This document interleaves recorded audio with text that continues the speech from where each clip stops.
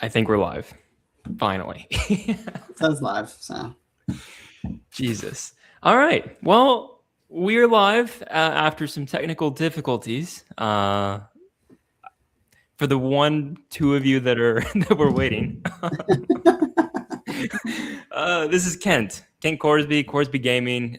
Introduce yourself, Kent. While I Thanks for having me. look at something. My name's Kent.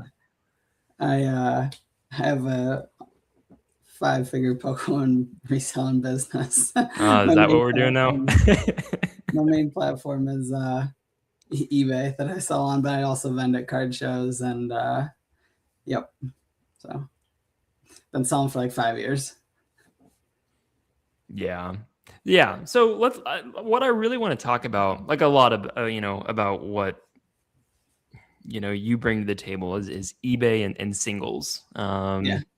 And for those that have been, watching for a minute, we used to do a weekly podcast with Poke Legends TCG, and Kent came on a couple times, and so we had a couple episodes where we kind of discussed.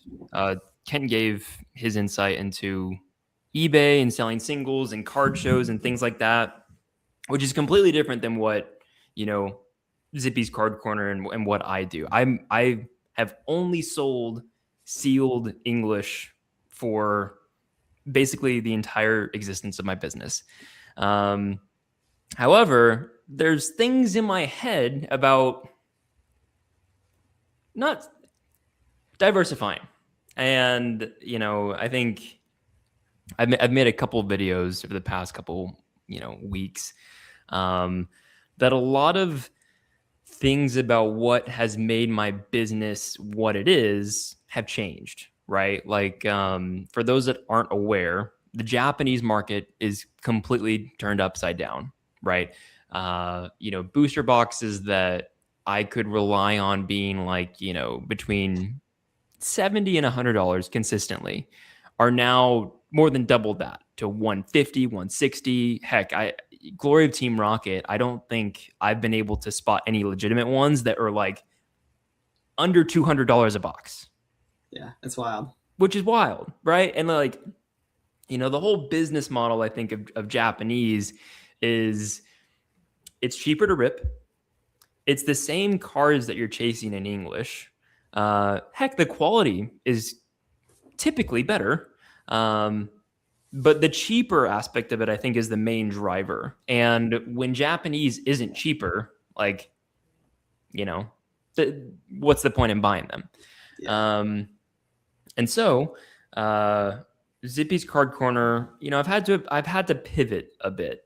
And I'll pause there. Like, from your perspective, like, have you noticed anything? Like, because, I don't know how much you deal with Japanese or anything that isn't English. Like, has it just been business as usual? I mean, as far as like Japanese goes, I don't really sell a whole lot of like the newer stuff, but I definitely have a lot of vintage singles just because they really hold their value well. So like sets like Fossil and Base Set, like those ones are really good. But yeah, as far as like the last few months, it's been crazy. Like for singles, like it's not just Japanese, like it's across the board. Like there's been a lot of fluctuations with different sets and prices, and yeah, so it's definitely a volatile market. It's funny, like the Destined Rivals, like you bring that up, like I'm pretty sure like 6 months ago I bought like a couple boxes of that for like, I think they were like $100 you were selling them for, and I was like, this seems like a good deal, like let me snag a few of these. So I have like 2 Destined Rivals boxes that I'm just like holding on to, and seems to be a pretty good play at this point. Yeah. Well, it's like the thing is, like, I would not have ever guessed this. Like, yes, things will go up with time, but like Glory of Team Rocket, I think just hit maybe not even a year. And it's already $200+ for a Japanese booster box of 30 packs, right? Like, Like, That's just how I good a don't. set it is, though.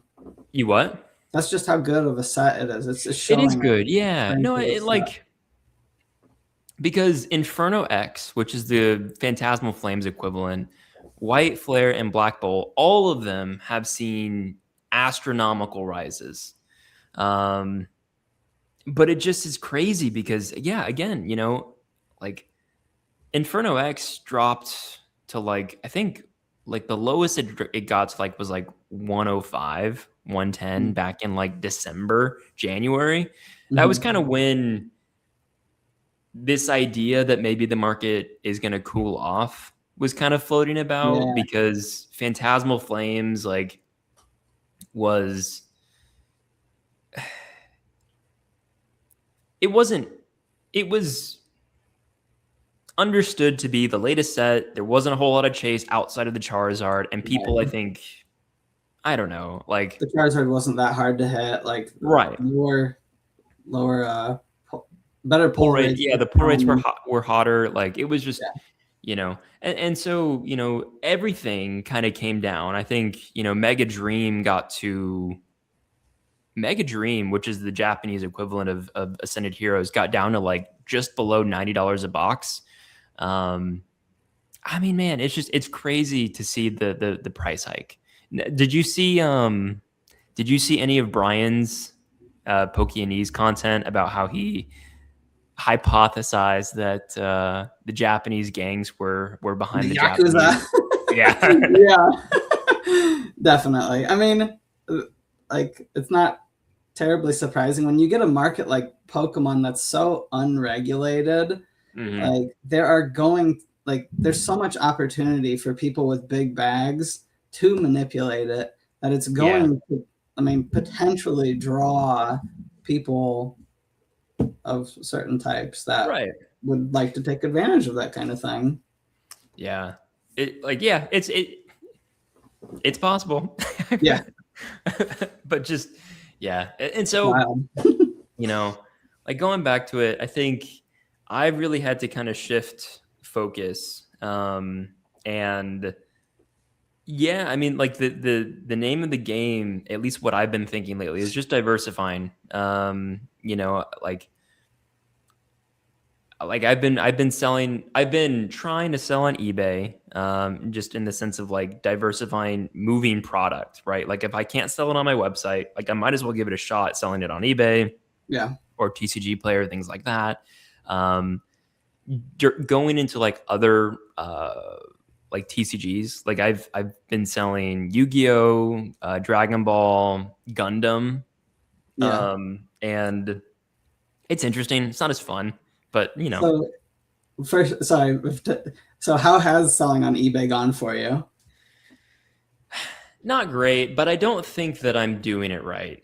Like Hmm. I haven't really like dived into any of like the strategy, because I'll list something and I'll be like, eBay is about to take 15% of my profit. Like, so I gotta raise that thing, and it's above everyone else, and it's like, someone who doesn't have any feedback really, with prices that are higher than everyone else, like that is a uphill battle.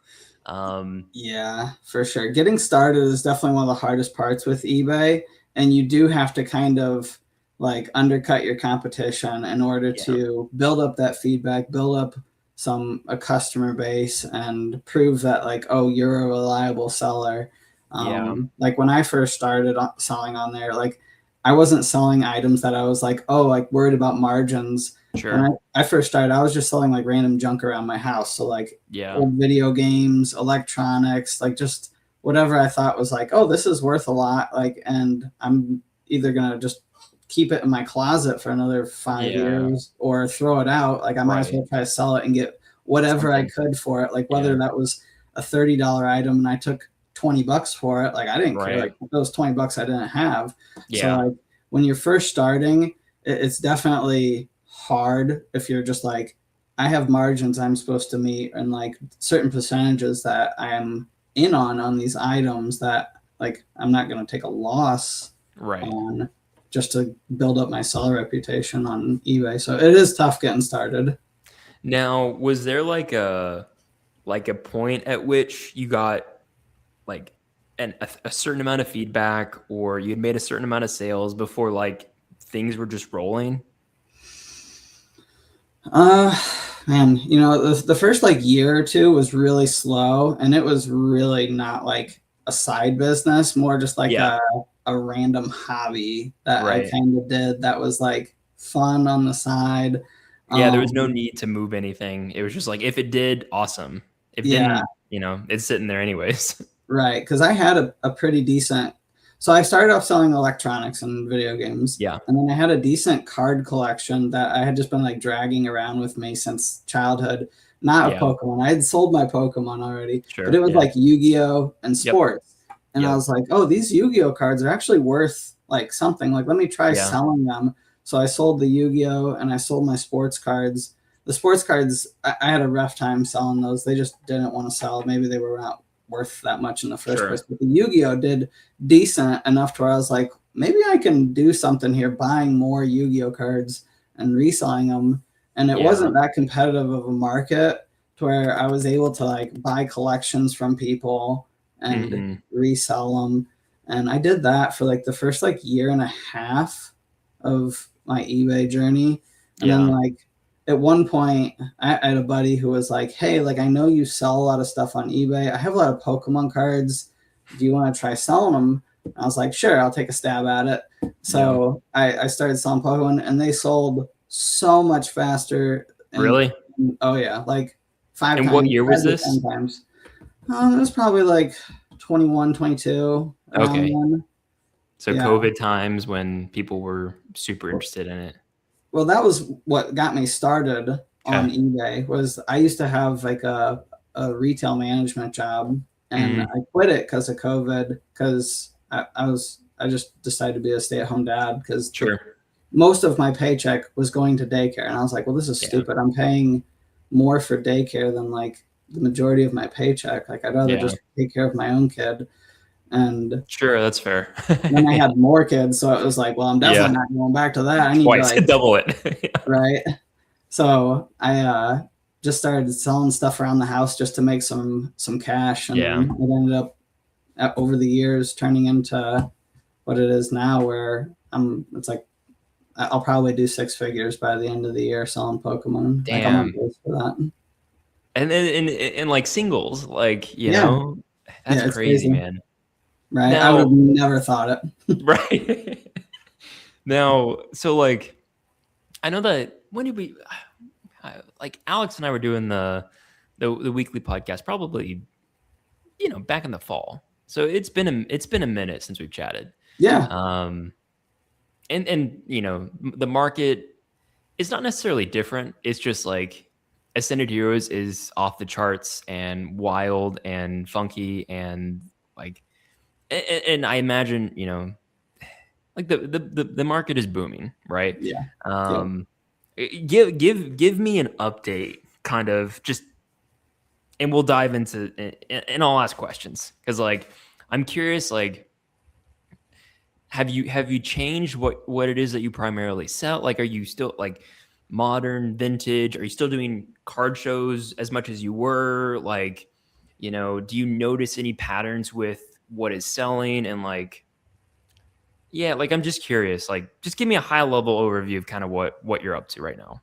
Yeah, I mean, this year has been great for me. Like Yeah. by all the metrics, like I'm crushing it. I'm on like each month, except for this month, has been more profitable than the one before. Like, um, I think May was my best month that I'd ever had in the entirety of me selling on eBay. Well, this is May, so April, Or you wait, mean? March. Sorry. March. Yeah, yeah, yeah, yeah, Yeah, yeah, yeah. March was the best month I had since starting. Um, Yeah. yeah, I've been crushing it on eBay. I did a card show two weeks ago, and that was awesome too. Where you They, were vending, or you were I was just vending, looking? yeah. So Oh, sick.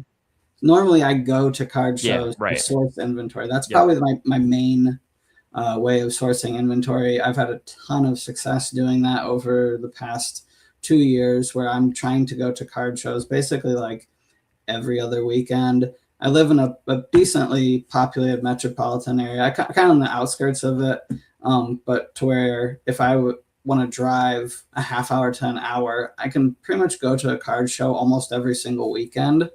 And you're still doing that? Because I remember you were doing that.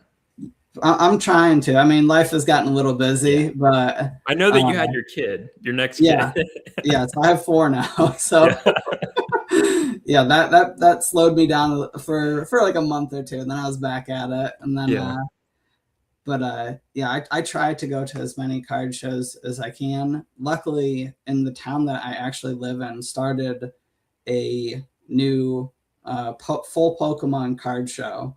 So I was like, oh, this is awesome. Like, let me go set up at it. So I set up at it 2 weeks ago, and it was awesome.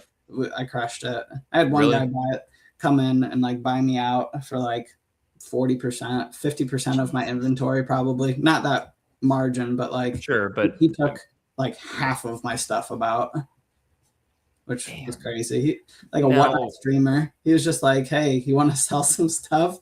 And he bought like 85%. Like, just wow. Yeah, which for me, like selling on eBay, like I'm already like at best I'm getting like 87 or 86.5% is what. So like selling it at 85 like is no discount really. Like I'm giving them a 2% discount probably. So I was just like, heck yeah, I'll do 85% for everything. Like, geez, that's crazy. Now, like.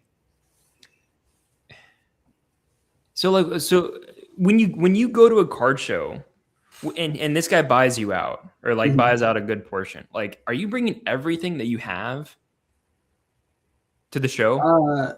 As far as singles go, yeah, as far as inventory, like that I mean, I didn't bring my Yu-Gi-Oh. I only probably have like a few $100 worth of Yu-Gi-Oh. I didn't bring any of that. But basically all of my singles, anything that was worth more than $5.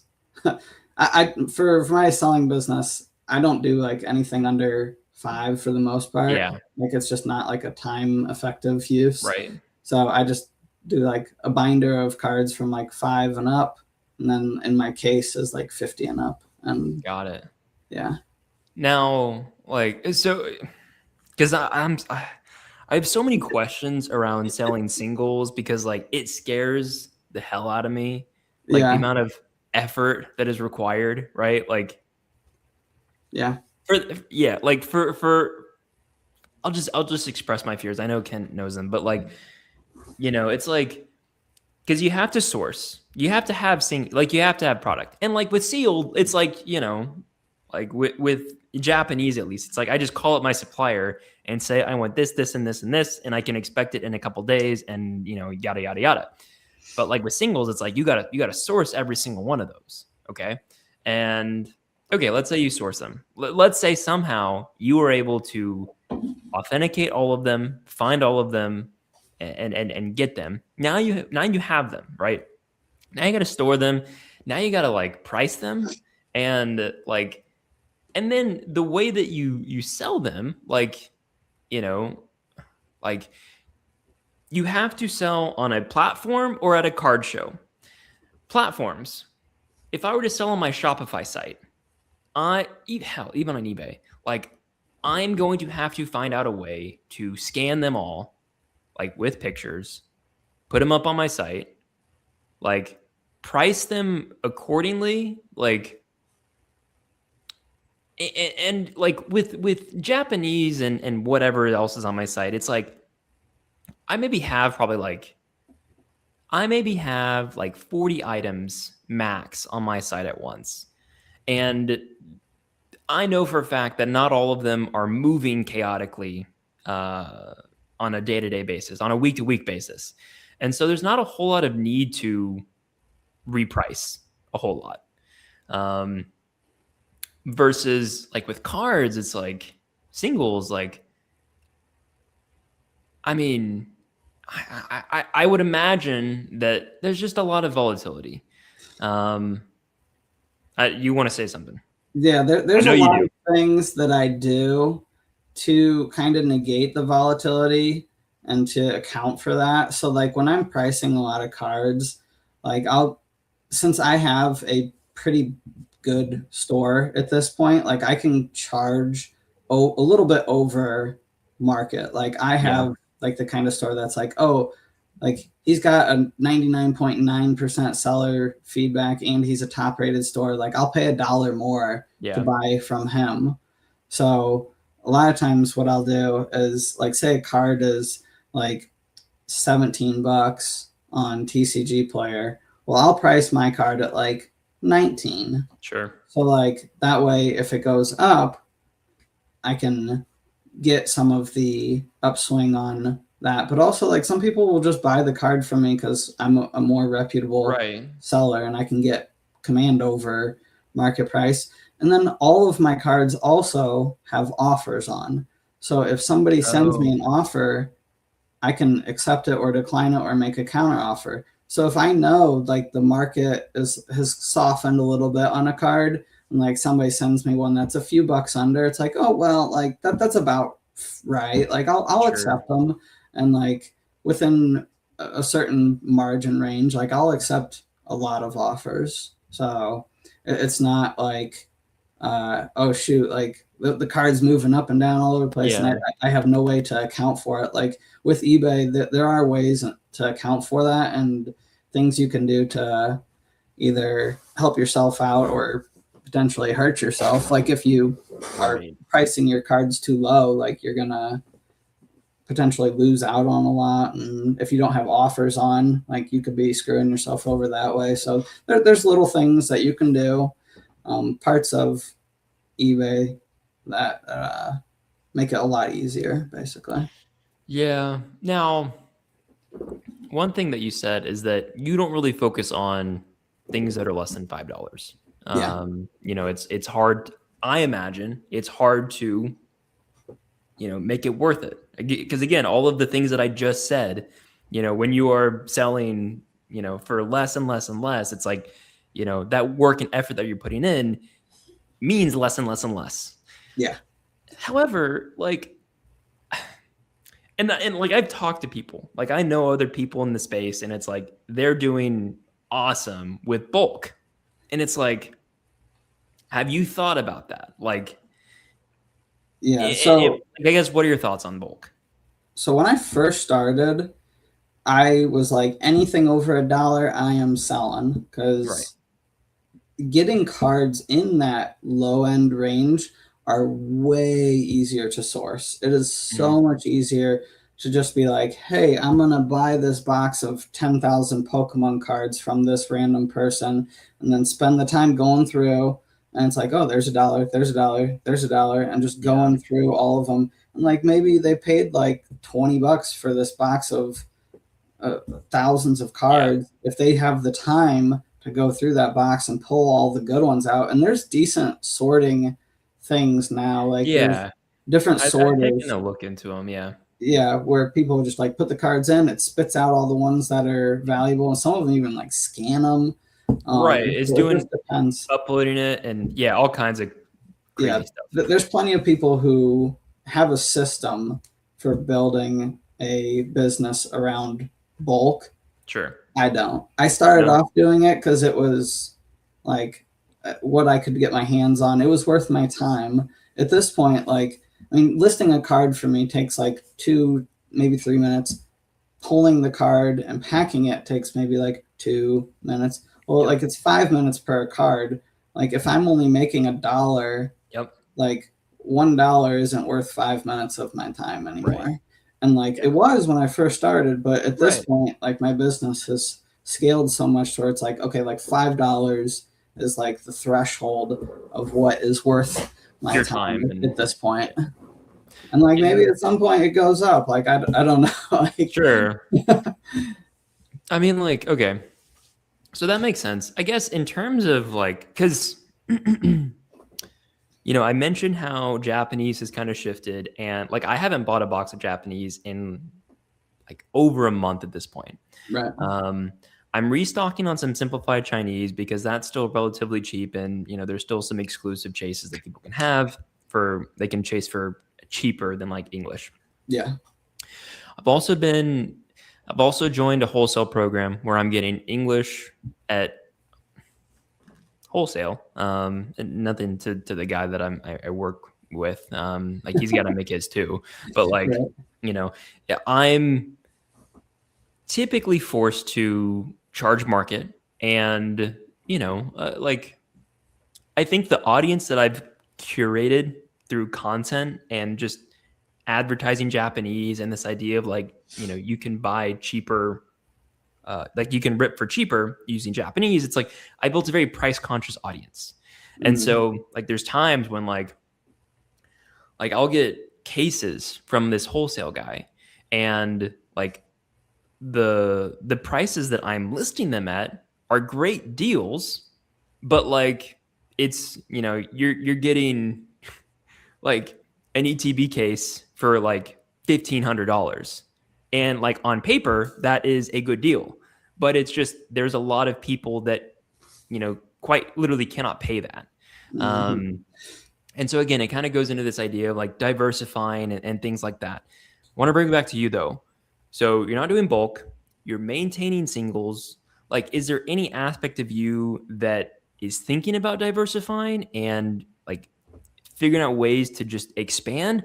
Or are you just riding this wave because, as we both know, like things are crazy and they will continue to be crazy, I think, throughout the rest of 2026? Yeah, I don't know if like diversifying is the right word for Sure. me. The way that I look at it is like looking for new opportunities to Sure. source, Okay. adapting, like figuring out like where's the money leading me? Where can I be profitable? Are there opportunities in different areas? Um, I mean, like in running a business, like you need to be like seeking like what things can be profitable. And I've Yeah. tried out like lots of different things over the years. Sure. I when I was in like year 3-ish, I was really big into grading, but that Yeah. was back when PSA was like Cheap.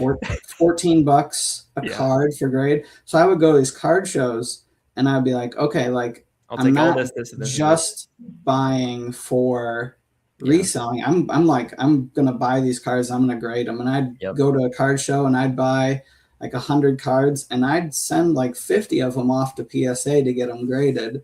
So like that's one way that I've had to adapt is like with the raising of prices, Yep. the EV on a lot of cards, like the expected value is just like not there because you can just Right. look at like what's the gem rate on a certain card Yep. and it's like, okay, like if this is a 75% chance to get a 10 and a 25% chance to get a 9, like it only has to be like it can be a low end card if it's selling for a decent amount in a 10, but a lot of these cards, like if you're paying a $25 grading fee, it Yep. doesn't make sense anymore because like Well, and you used especially, to. when the gym rates are even like, 40%, Yeah, like hell no. Like that's right. gambling.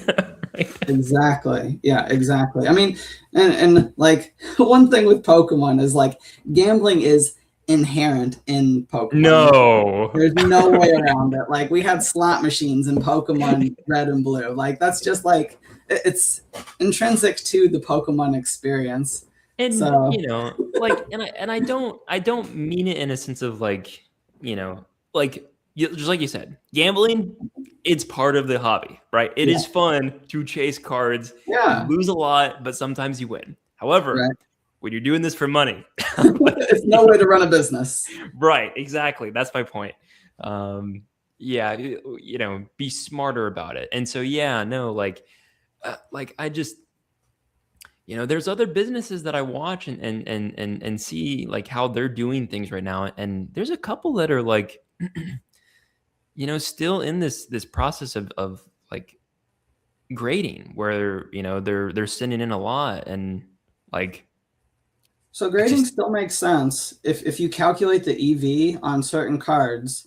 It used to be you could take like a $2 or $3 card and grade it for $13 or 14 bucks. Your cost on the card was only 15 bucks. yeah Well, those probably sold for $50. Yeah. If you have like over or around a 50% chance of getting a 10 on that card, it makes sense to get as many of that card as you can and grade as many as you can, because you're doubling your money getting a 10. Yeah. And so like the math works out. The math still works out on many cards. They're just all like $50 and up for the most part, or maybe $25 and up. So they're higher value cards that the math still works out for grading. So there's a lot of people just still grading heavy, but the higher the grading fee, it eliminates a lot of those lower end cards that people might be grading. And you would stay away from above $50 cards to grade. No, those are the more valuable ones. The EV is better. Well, I guess, I mean, then my question is like, do you grade? Like, do you rather you do? Yeah. I mean, I haven't sent a so I got lucky and I sent a submission in right before they hiked their prices up. So yeah, what was that? It was recent, right? It was probably like 2 or 3 months ago, probably 3 months ago. And it was $18. And I sent in a lot of like 30 cards that I had acquired. And I was sending in a submission maybe like every 2 months. Sure. So I was still like sending a moderate amount, but then they hiked the price up to 25 and it made it so a lot of the cards just don't make sense to grade. Yeah. So I have probably like a couple dozen cards that I'm just sitting on that are like, these are like PSA 10 contenders. Like these are good cards. Like maybe it's like a $5 to $15 card to where like, if it gets a 10, like it's probably like a $75 card. Sure. But with a $25 grading fee, like your margins just aren't nearly as good, especially if it's like you said, like a 40% gem rate. Like the math just doesn't work out for stuff like that. So I'm just holding stuff. I'm holding a bunch, hoping that the price of grading drops somewhat at least, and then I'll send them off. But I mean, okay. So we're on the topic of grading. How like what is your split when you went bending 2 weeks ago? Like, did you have any slabs? I did. Yeah, I had honestly like a lot of garbage slabs, like a lot of PSA 9s. PSA 10 slabs sell so well on eBay. There's such a high demand for these PSA 10s that they really move fast. So yeah, I really didn't have a whole lot. I think I had maybe like a dozen slabs, and I sold a handful of them, which was nice. But yeah, they were all like low end 9s. Yeah. Interesting. Yeah. Like, so yeah, like I'll be honest, like there's a part of me, like, cause I have a bunch of bulk. Cause I was doing rip and ship on Whatnot back in like January, February. Yeah. Like I have a ton of bulk from that. Like I have like a good binder full of illustration rares, both from like when I was collecting and like from orders that just like got canceled. And like I have a couple of like decent chases. It's all raw, but like, you know, I don't know. Like I posted a thing a couple of days ago, like asking what people are interested in seeing more of on the site. Yeah. And like I had a couple people say like singles and slabs, and it's like I think people are interested in it. It's just like the work. Yeah, I mean, no, I'll let you go. Yeah, as far as like you have systems in place for selling sealed, like you know just the box to put a Japanese booster box in. You have just the right box to put an ETB in. Shipping singles is the same way. Like you have to have the systems in place. Like I sell cards on eBay that are $5 to $20 in a plain white envelope. I Sure. sell cards that are $25 to $100 in a bubble mailer. I Yep. sell cards that are in 100 to 200 in a manila envelope with bubble wrap. I sell cards in that are 200 plus in a box. Like, so I have like a system Right. for each item that I were to sell. So I know exactly like how to pack it and ship it. Like, one of the worst things you can do as an eBay seller is sell an item and be like, do I have a box for this? Oh crap. How am I going to ship this out? Like, that's just asking for a headache and for waste, because then you got to go out and buy a box from wherever, as opposed to sourcing and boxes at a good rate. Right. You're going to be buying it from UPS or the post office, or, Exactly. 50% plus over, what you could get it on, Uline at whatever, like things like that. Yep, exactly. So you gotta have the systems in place before you just start selling the cards. Like, think about right. Yeah, just listed. Oh shit. It's sold. Now what? Yeah. So so getting into systems, like what does your operation look like these days?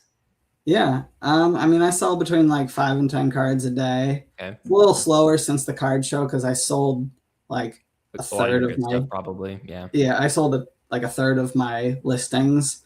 So my inventory is like super low right now. So it's been pretty slow. But like I sell between like 5 and 10 cards a day.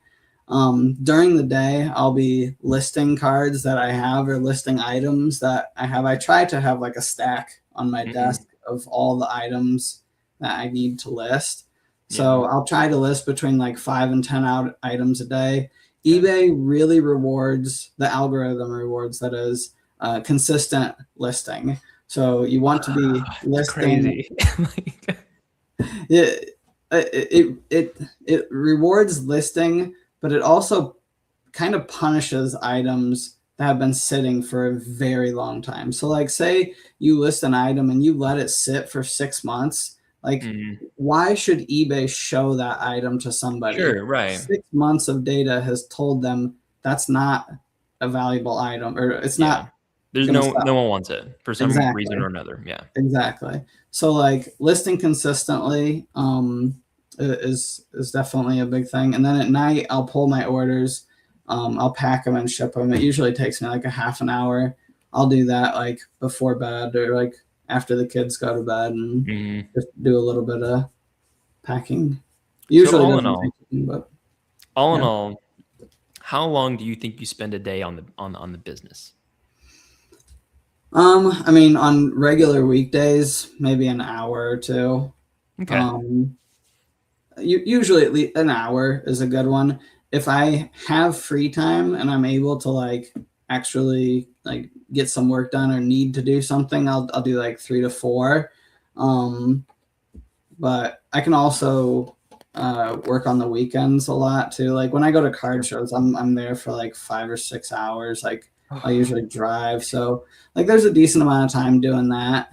My schedule is really like the main thing that allows me to be able to do this, though. Like, being a stay-at-home dad, like I'm home. Like, there's plenty of days where it's like the kids are napping. I can get like an hour's worth of work done if I want to.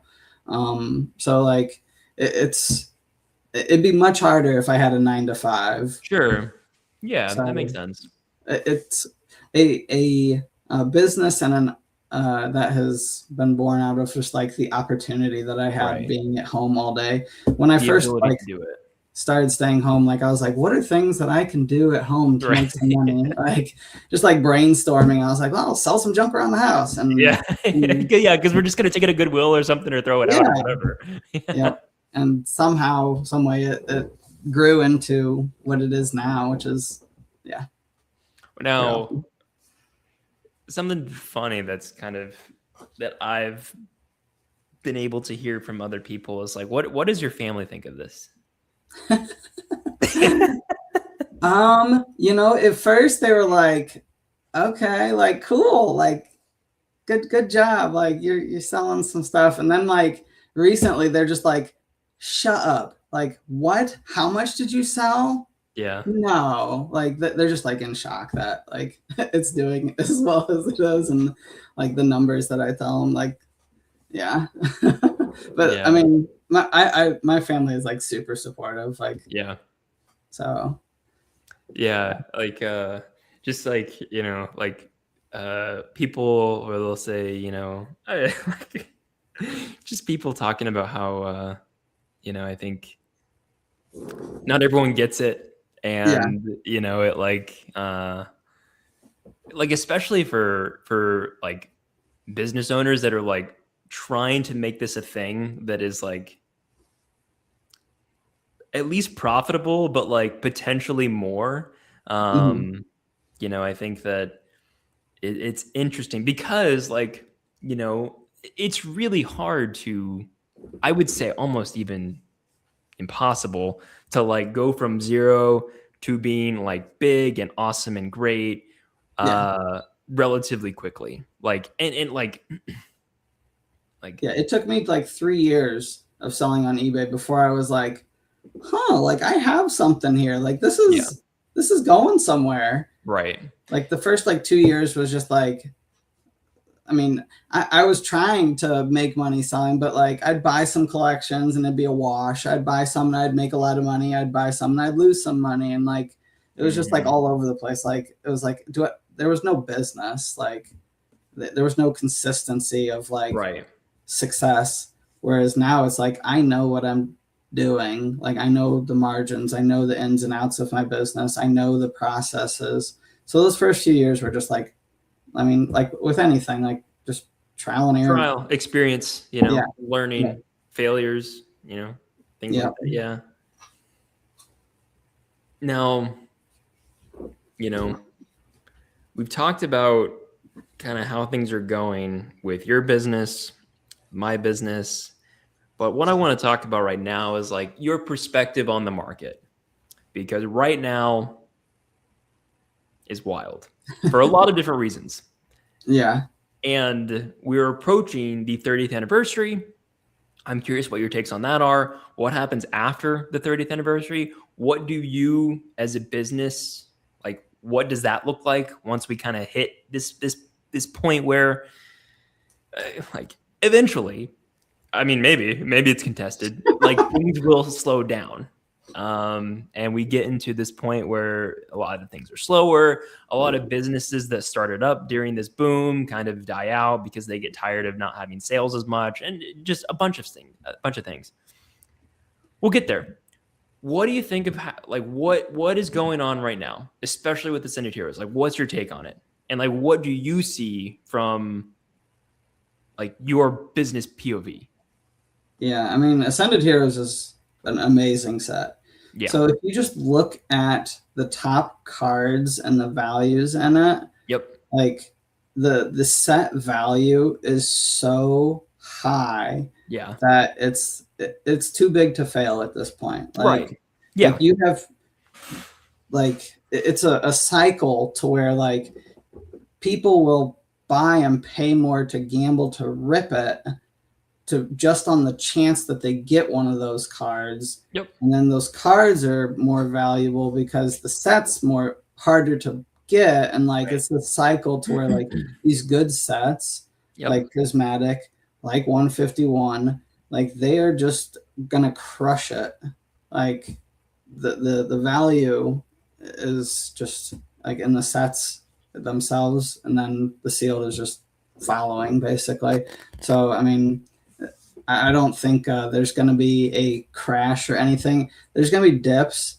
I think the new norm is going to be what we've experienced over like the last year, to where like there's these peaks when these big sets come out, and then it kind of cools off a little bit, like Yep. where we are kind of like with Perfect Order. Perfect Or- Order, Chaos Rising, Yeah. Pitch Black. The next like couple months are potentially weaker. Or like yeah. 3 months ago, there was a bit of a lull. Right. And in the then market. yeah, just like we talked It's about. just gonna kind of like Yep. fluctuate between these lulls and then these high points. But I don't think there's going to be like a bubble popping or like a huge fall off at any point.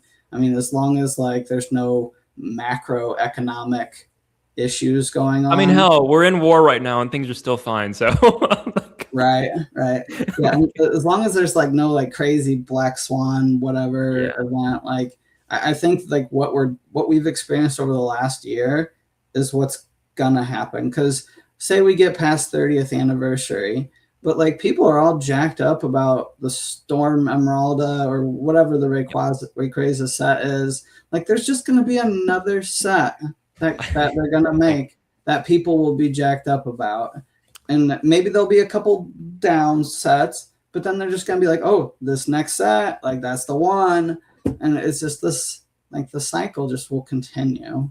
I know. Like one thing that I haven't seen anyone mention about a possibility is like, okay, we saw Prismatic okay.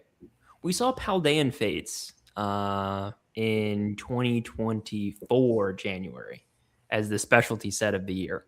Mm-hmm. We saw Prismatic 2025 specialty set. We saw Ascended Heroes 2026. What happens if 2027 has a banger specialty set? Like another thing. It will. Right. Like, and it's like, it's the same thing that we saw with Prismatic with Ascended, even more so, right? Like, yeah,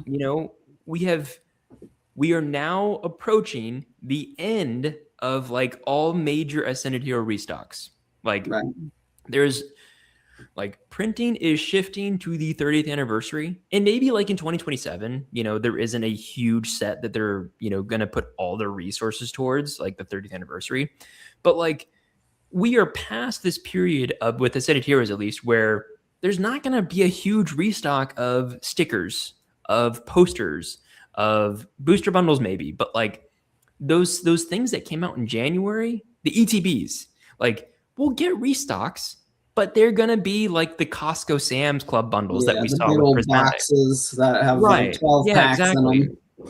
And so like it just, Ascended Heroes and the 2027 set, whatever the heck it's gonna be, like, these are gonna be the sets that Pokemon is anticipating like the most demand for throughout the rest of the year.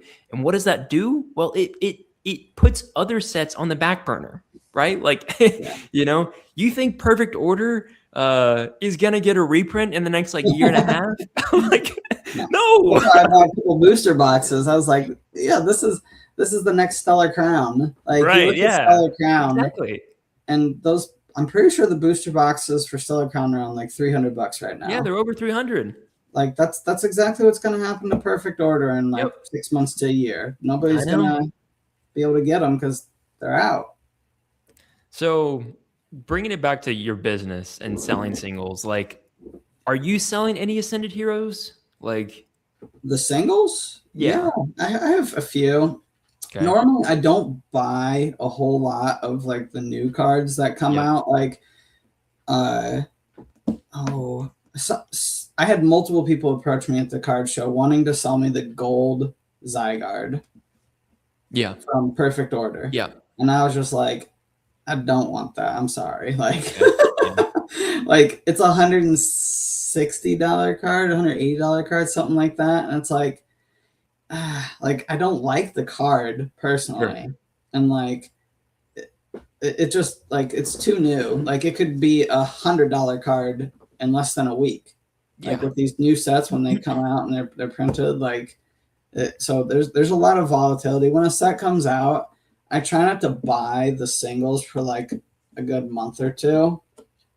Once it's been out for a couple months, usually sets come out, cards come up high, and then bam, they drop like 50 to 75%, and then they're flat.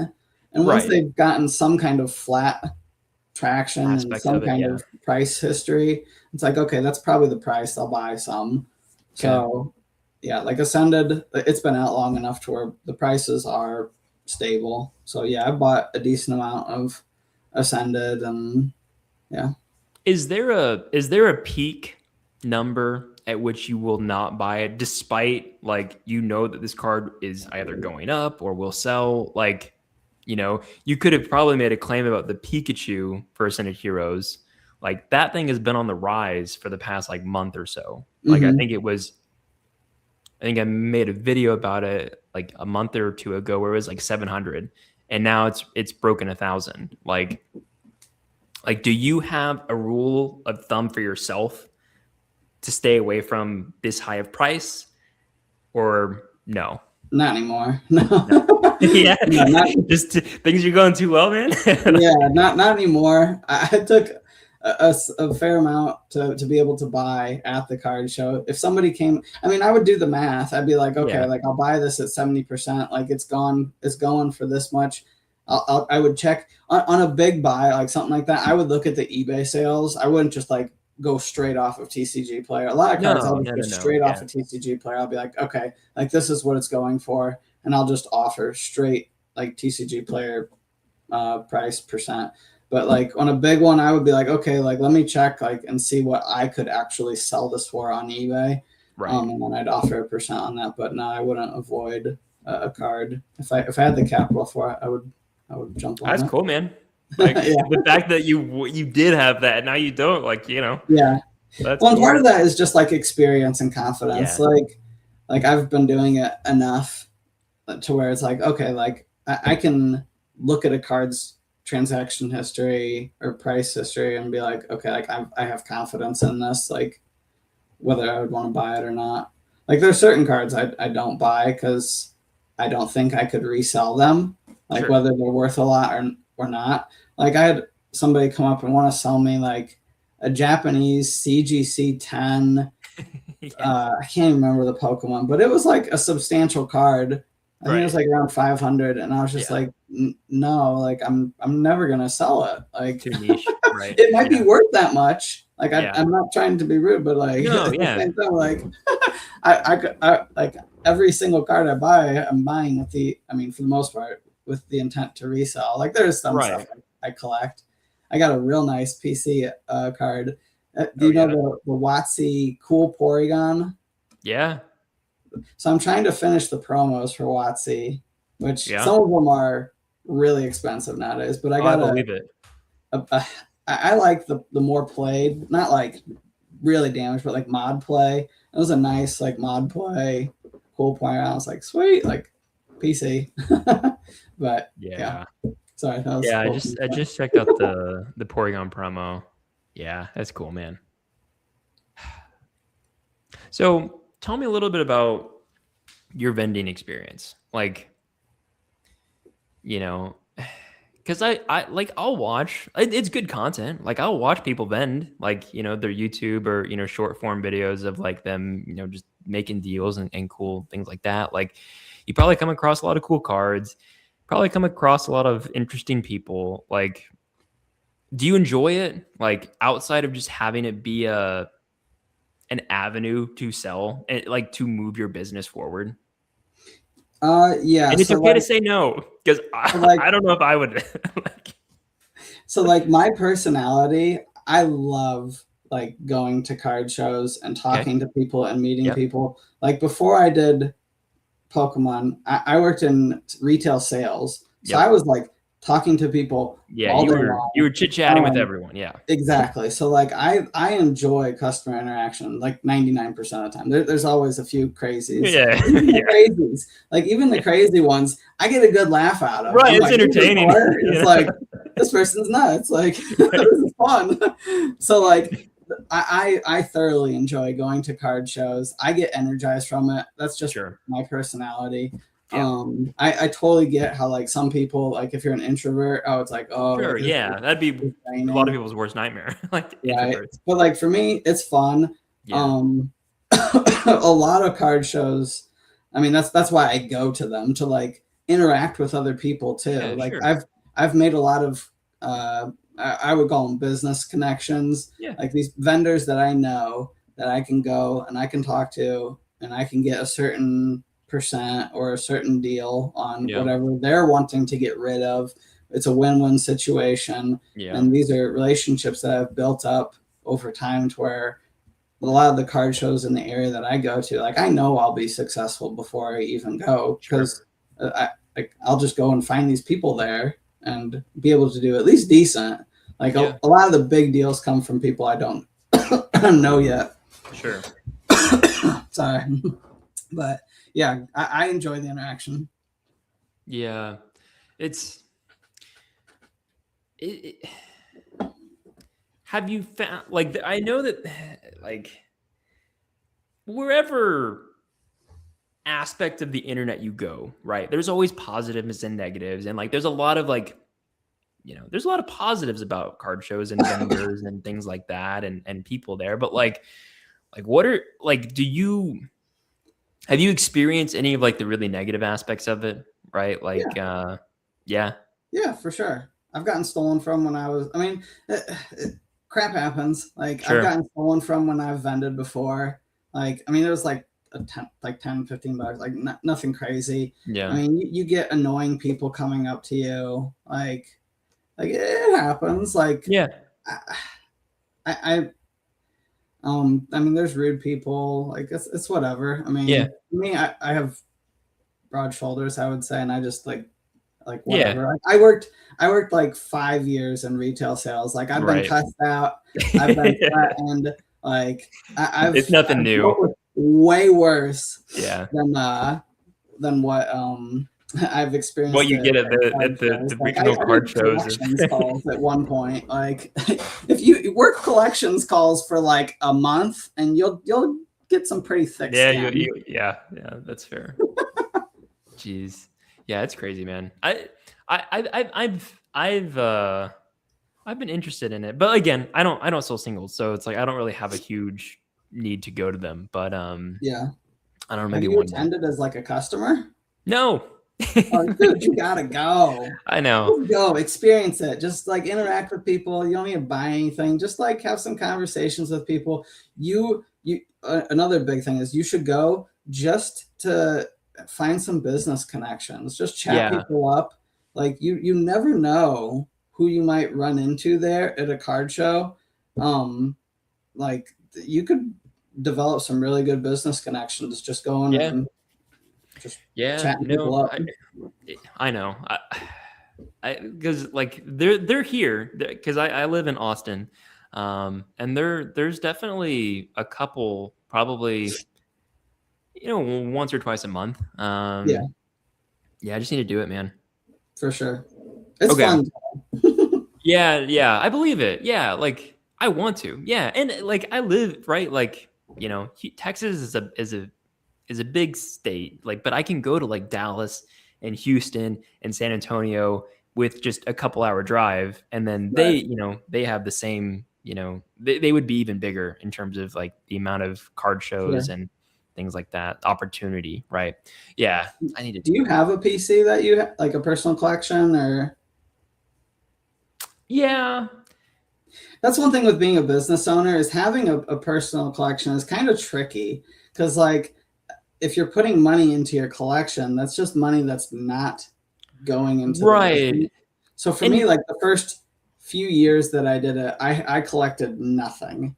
yeah, And then like after a few years, I was like, okay, like I've got enough capital in my business to where like taking like $10 out isn't yeah, gonna be a thing. Like let me do some collecting here, and because like all of us are Pokemon fans at heart. right. Like I don't think like there aren't too many fake people in the hobby right now. I mean there are some, but like the majority of us, like we grew Yeah, up with Pokemon. We like Pokemon. Like we right. wouldn't be doing it otherwise. Like Right. Yeah, I can find a lot more ways to make money that yeah, has nothing to do with exactly. Pokemon. Right.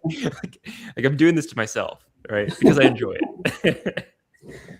So that's interesting you bring up though. Like I have a personal collection, and like there's some cards in there that I really enjoy. I pulled them myself. It feels good. I will be completely honest. Like I have become very jaded to like ripping packs and going for the hunt. Like I still love, the artworks and like this. Like I just looked up the cool Porygon, and it's like that's a badass card. Like that would be awesome. But like it's funny because, like I know a lot of people really struggle with like when they have packs that are just sitting Yeah. there.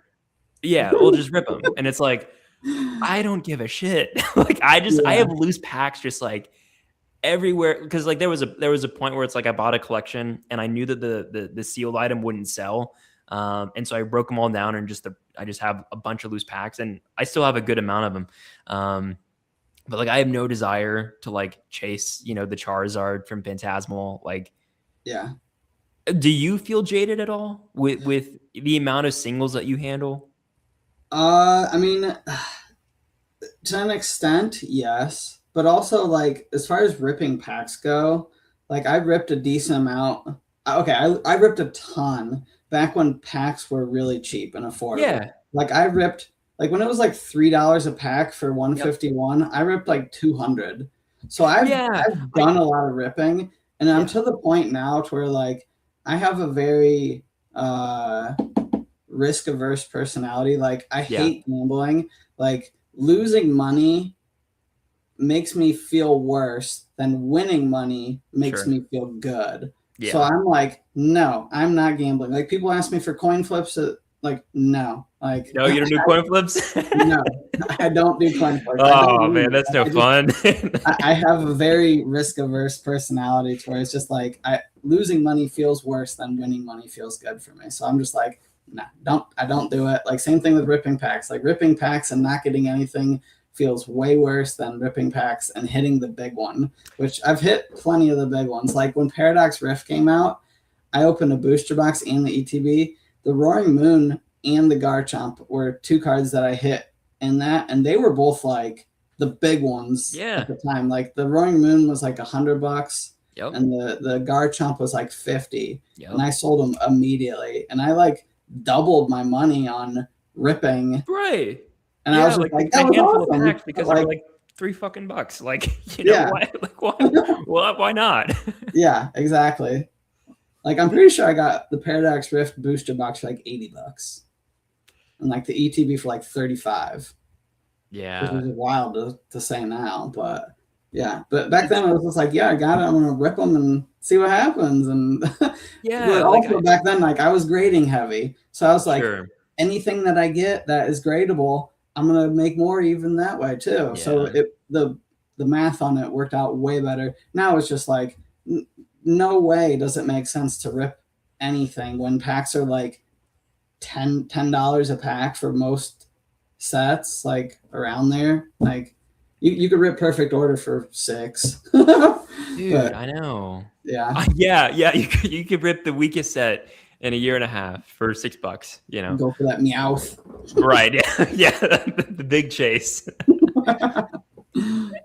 It's crazy, man. Speaking of like ripping packs and like the cost of it, like, I know that, back and I still preach it, but like back when Alex and I were doing our podcast, it felt like every single episode was all about content, because content, for our businesses has been so important.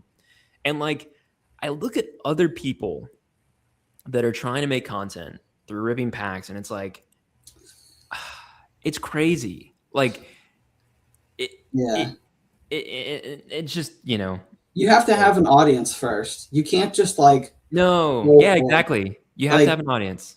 Yeah, if you have an audience, it makes sense. If you don't, then you're just wasting money, because there's no way a random person ripping some packs is going to get enough views to pay a few $100. It's tough, but yeah, it just goes to show just the craziness of like how much per packs are now. Now, I want to talk about the 30th anniversary, and like what your expectations are and what you think happens, because it comes out in about 4 months. Like, I mean, it feels like everyone in this space has, whether they believe it or not, has said that the 30th anniversary is what we're all preparing for. Like, a year and a half ago when Prismatic came out, it was like, I remember even thinking like, oh man, just wait until the 30th, like next year, right? Like, we would call it out in the podcast. It felt like every time. Like, now that we're getting there, especially with sort of this weird period with Perfect Order, Chaos Rising, Pitch Black. Chaos Rising comes out in like 2 weeks, and I think it will do better than Perfect Order, but I also think that it won't match It's a any. mid set. It's a mid set. Yeah, like it won't match any of the last 9 sets or whatever number. Yep. Pitch Black is going to be. We'll learn more in like less than 2 weeks. I think that's a B plus, A minus set. I think There's a good chance. one. Maybe not crazy, but Right. Looks like the art on the box art looks cool. The box art looks cool. Like my fingers are crossed. And like if something like, oh God, what was it? So we saw the Pitch Black product releases.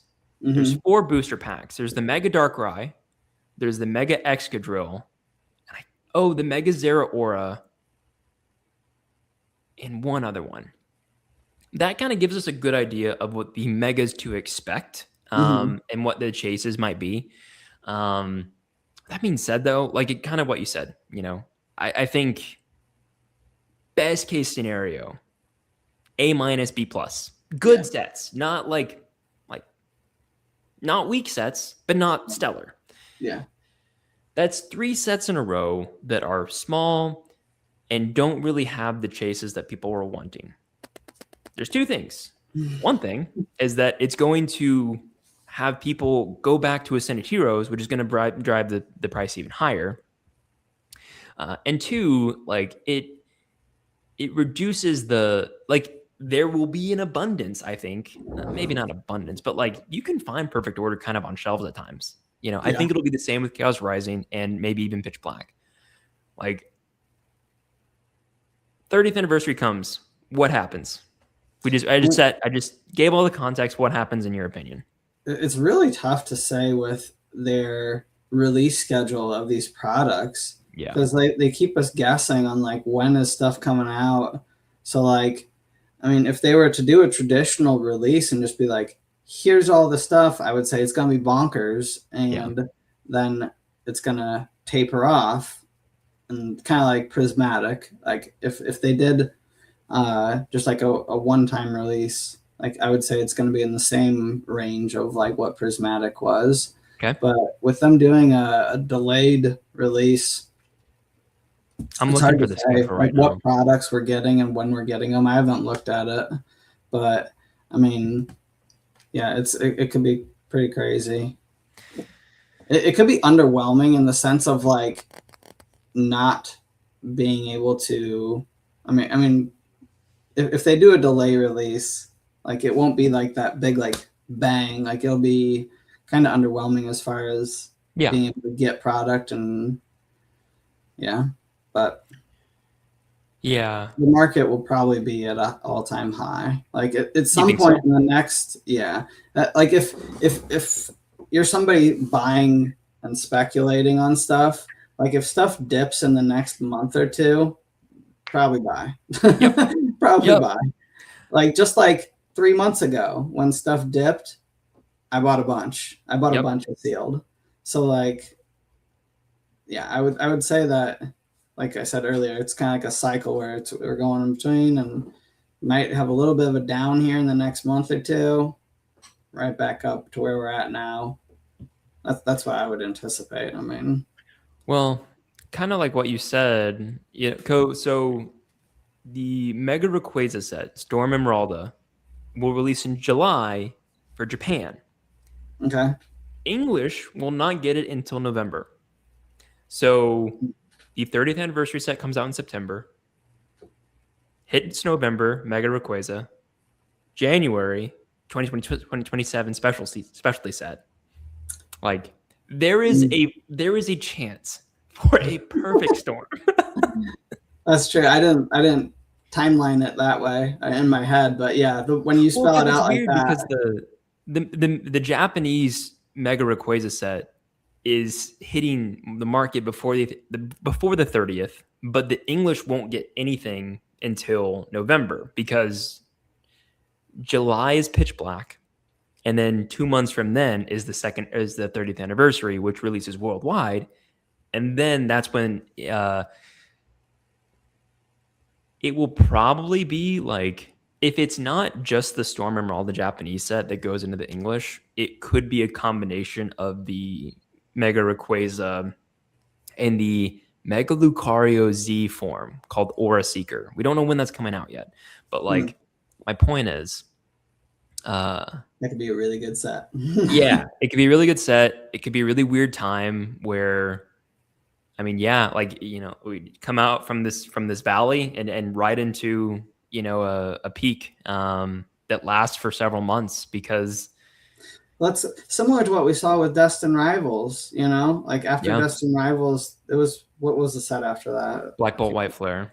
Right. So that was a pretty good one. And then after that, there was another, the Mega set came out, Phantasmal Flame. And it's kind of been like pretty good sets since then, except for Perfect Order. Perfect Order, yeah. Right. Yeah. Maybe a similar time trajectory. Yeah, with different types of the year. Is there anything is good for Pokemon in general? Right. Yeah. No, I'm not complaining. That's a good thing. I'd say. Right. Yeah. No, I'm not complaining. Now, are you doing anything to prepare like for these valleys and these peaks? Like, you know, you said that you bought a lot, you know, back in probably December, January when things were down a little bit. Like, are there plays that you're making in preparation for things getting hot? I mean, I have these things in my mind when I'm going to card shows and I'm looking for opportunities. Sure. So like this last card show that I went to, I attended, not the one that I've ended up, but like a month ago, Prismatic was at a little bit of a low. Yep. Like it had just gotten some reprints. Yep. And there were the pin collections. Yep. That they were at the time, a vendor had them for like $185 a piece, and they had 3 of them. And I was like, "Hey, can I get a deal on?" Like, I didn't say it this way, but I was like, "Hey, I'm interested in the 3. Like, are you open to an offer on the 3?" And they're like, "Yeah, for sure." I was like, "Cool. Like, let me offer." Like, I offered like 85%. So it ended up being like that 185 times 3 is like 150-ish or or not 550-ish. Yeah. And I offered like 475. Sure. And they came down to 495, which was like 89%. Yeah. So that was 165 a box is what that came out to. They are like, as of today, like 225 a box. Just double it. in a month. Yeah. And like, so when you're going out and like buying or like looking for things, like it's half of it's opportunity and half of it's just like understanding the market and where it's at. Like 3 months ago, the market was down, and like most product you could kind of get at a relatively good price from what the all-time highs were the month before. Yeah. So like, I mean, just like having in your mind, like, oh, these were just selling for X amount, now they're 20% down, that might be a good buying opportunity, especially if you can get it at a discount, like whether you're paying 80 or 90%. Right. Now, speaking of Prismatic, real quick, Scrolls MC, are the live streams back? I mean, we're just hanging out, you know. Kent from Corsby Gaming is on, and we're just chatting about his business and the market and like quick pivot. Yeah, like I'd like to have a couple of more, you know, businesses on, and we're just chatting and things like that. But yeah, for, you know, the month of May, I'd like to have a couple more. But I digress. Prismatic. So you made a play on Prismatic. Yeah. And I don't know if you've seen, but like booster bundles dropped to like 70. Or I don't know if they dropped. I don't know if dropped is the right word, but like they were like 75-ish a couple weeks ago. Mm-hmm. They are now approaching $100 a booster bundle. Mm-hmm. There's a lot of people like to give their take on the best investments in the Pokemon space right now. And right now, the hottest thing is Ascended Heroes. Like, would you recommend someone invest in Prismatic or Ascended Heroes? I personally think Ascended Heroes is a better set, but time is on Prismatic side, and so I'm just curious what your take is, because I've heard a lot. Well, the most important thing in that is the entry point.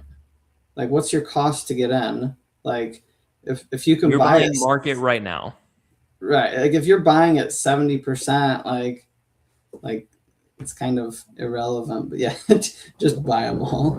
right? Yeah. I mean, and that's the yeah. Just buy Yeah, I them all. mean, they're both great sets. I think they're both like A+ sets. Like, it's a win-win either way. Like, I wouldn't say one is better than the other. Okay. Like, they're both going to be awesome. Like, Yeah. I don't think you could go wrong with either. I Okay. mean, entry point and exit point are going to be the two factors. Like, each one of them is going to have highs and lows over the next year, 2 years. Like, Right. it just depends what you're in for and what you're trying to get out, like what your timeline is. I mean, if your timeline is shorter, it probably makes sense to do Prismatic, because the print window is going to be done sooner. Yep. So, like, theoretically, once a set is out of print, like, it's going to spike. Yeah. Most of the time. So, like, if it has like another year left of print, like of print rotation, it's not getting reprinted, but like if it has another year of being in print, like, I suppose that one's better. But like, yeah, it just depends on your opportunity. And right. Yeah, that's fair. That makes sense. I agree. Yeah, get both. Like, Now, Scroll said, steering away from Pokemon for a second, how do you guys feel about Riftbound? Excited? Don't care? Too early to tell? Do you have any thoughts on Riftbound? Very little, but I mean, so isn't this like League of Legends trading cards? Okay. Yeah, I mean, I didn't play League of Legends. Like, this is I didn't really either at all.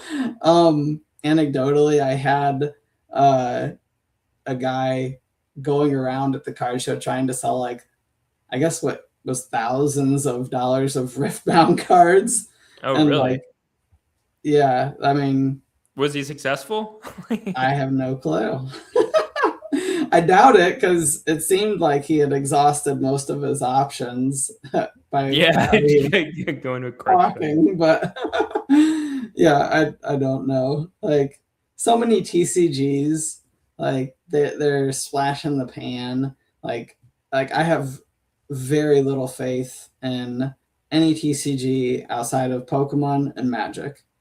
Like, I like Yu-Gi-Oh a lot, and like, I sold a lot of Yu-Gi-Oh. I have no faith at all in their ability to run a healthy TCG and it'll be more valuable in 5 years than it is today. Same thing with Lorcana. Same thing with MetaZoo. Like, all these other TCGs, like, some of them are really cool, but from like a business perspective, like, I just don't see it. Yeah. Even One Piece, like, right. If One Piece is worth more in 5 years than what it is now, I would be surprised. Like, I know it's super hot right now, super popular, and people are making bank on it. Yep. But like, does it have staying power? Like, well, I don't know. Like, maybe I'll be wrong. Yeah, I mean, I think that Pokemon, I think Magic has stayed popular because it was like, it wasn't obviously the first, but like, it's been around for a long time. It's been a heavily played game for a long time, 30 plus years. Yeah. Pokemon, like, the thing with Pokemon and like the collectability of it, because Magic the Gathering, a lot of the base of people that are buying cards are to play it. Versus with Pokemon, like, I would argue a lot of it is for collecting, investing, things like that. And I think that is so easy because there are so many of them and it's been around for so long. Like they'll never run out of ideas. Like One Piece, how many characters are really in One Piece that they haven't already made? Like, how many Luffy cards are the top chases in a One Piece set? Like, for sure. Yeah, like at least, a handful. And they're going to continue to be that, right? Like, and so. Well, and isn't the manga over? Like, they can. I don't know. I know. I hear it's close. I don't know if it's. I don't know if it's over. Oh, okay. But like, yeah, like there's not anything that they could do though that could substantially expand the amount of characters. Yeah. Manga's not over. So Scrolls, okay. But like, there's not a whole lot that they can do to expand the opportunity to print artworks and characters and things like that. Like I feel the same about Riftbound. Like I feel the same about My Little Pony. Like is a hot trading card game right now. Like, yeah. Like they're in, so Riftbound would need to be a very playable game, in my opinion, for the long term. I think as a business, like from my point of view, like I'm interested in selling a lot of things. I want to be a store that that caters to a lot. Magic, Pokemon, One Piece, whatever. Gundam, Dragon Ball, whatever. That doesn't mean that I'm going to invest in some of these TCGs for the long run. No, like once I'm out, like I get, if I were to sell My Little Pony, like I'm not putting stock into My Little Pony. I am buying, handful of boxes, selling them for a profit, and then doing it until like that IP is tired, and people aren't interested in it. I think one thing with Riftbound, there is space in the TCG for a playable game that, like, if say Riftbound is like the most fun TCG there's ever been, I do think that in the playable sense, there is a lot of opportunity for new TCGs to break in. Like if it's an awesome game, like it could definitely gain traction because like a lot of these TCGs, like they're just not that fun. Like no, they're geared towards certain demographics. Like Pokemon is pretty fun, but it's a kid's game. Yeah, like it's simple compared to Magic or Yu-Gi-Oh. Like they're kind of fun, but they're like really hard to get into. Thick. Like they're complex. You got to read a book to play those. Yeah. I think like there's like an in between of like if you could make a fun like game that was not too much of a barrier to entry, there's a lot of opportunity there in the TCG space. That is.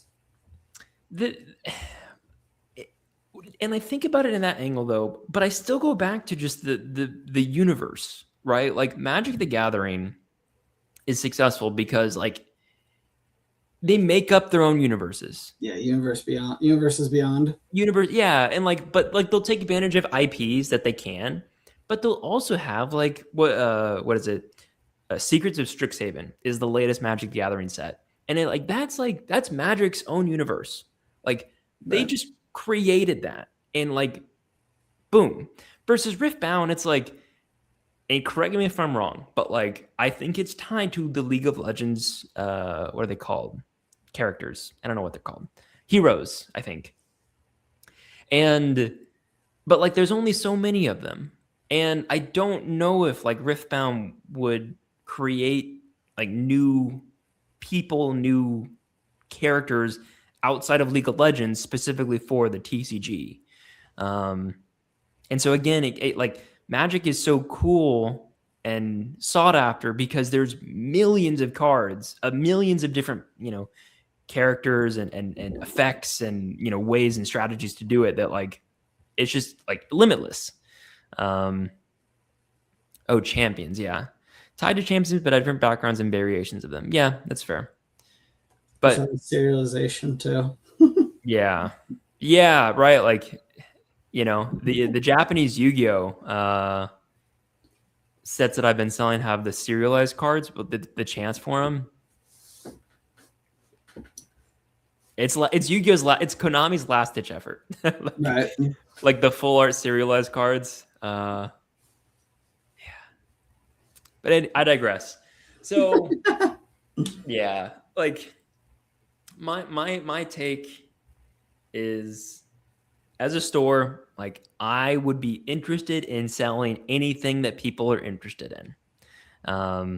But like putting stock on any of them outside of like Magic and Pokemon, like I would just rather put money in, like if we're doing that, I would just rather put money into Pokemon and Magic. Like there was more upside to it if you're just if you're investing.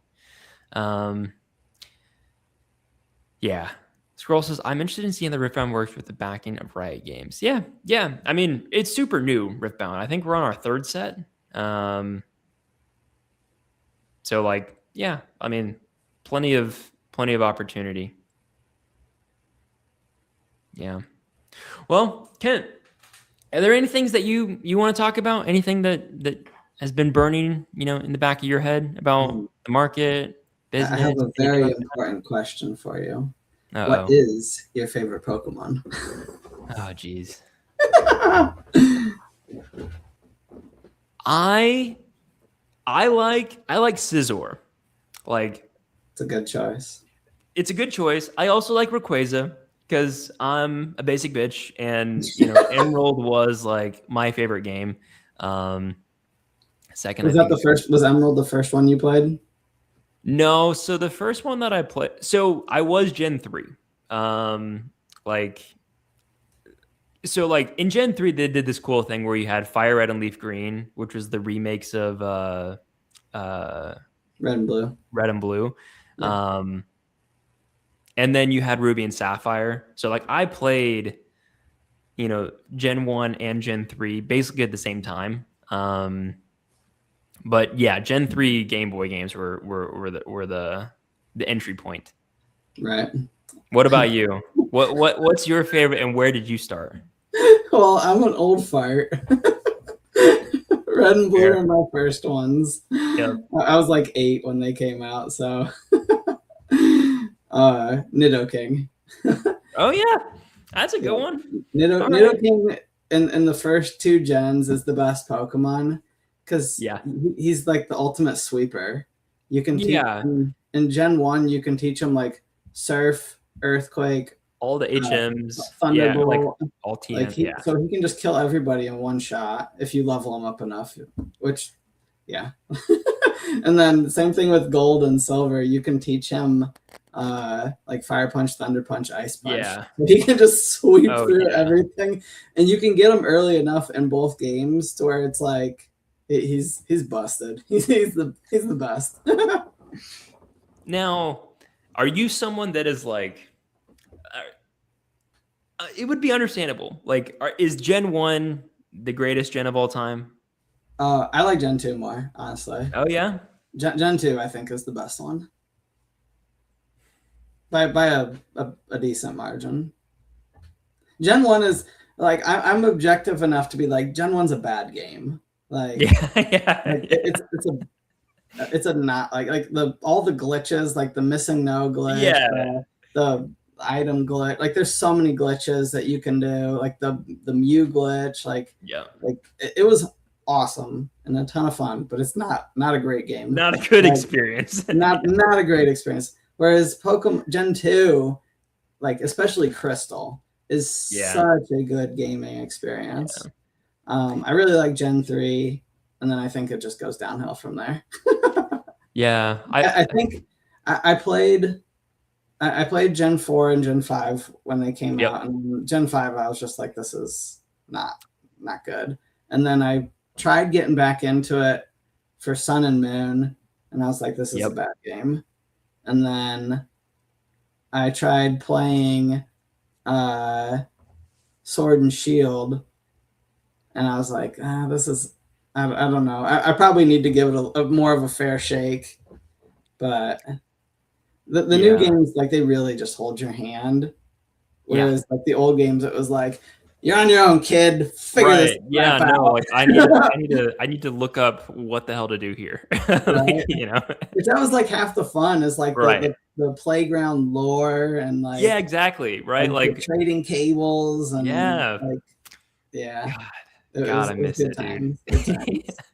Once again, showing how old I am. No, I went through like similar, like I Gen 3 was, loved it. Gen 4 I enjoyed similarly, but the nostalgia of Gen 3 is just too much. Gen 5, which is black and white, that's sort of where like I was losing interest. Like I think